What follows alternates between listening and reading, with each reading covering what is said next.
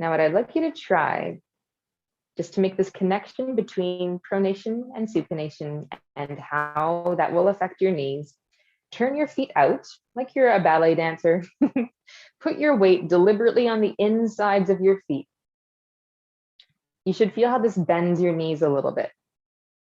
Now, keep the weight on the inside of your feet. Don't let it travel out. And try to straighten your knees without putting the pressure on the outside of your feet.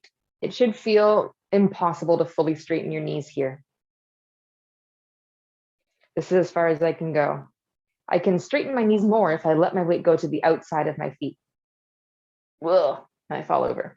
But if you keep your weight on the inside of your feet, it should be almost impossible to fully straighten your knees, and it should feel like kind of some strain in your hips. So I'm going to stop doing it. Now, if you do the opposite, if you fully straighten your knees and put your weight on the outsides of your feet, just roll off to the outside of your feet and don't let the inside of your feet go on the ground. Now, without letting your pressure go in on your feet, see how easy it feels to bend your knees. It should not feel nice to do this. So what we want to see is when the pressure goes on the inside of the foot, the leg rotates in and the knee will bend. And that should feel like a nice, easy coordination to do.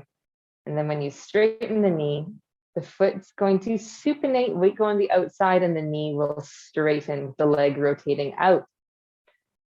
So that is the two-dimensional coordination you want to see here.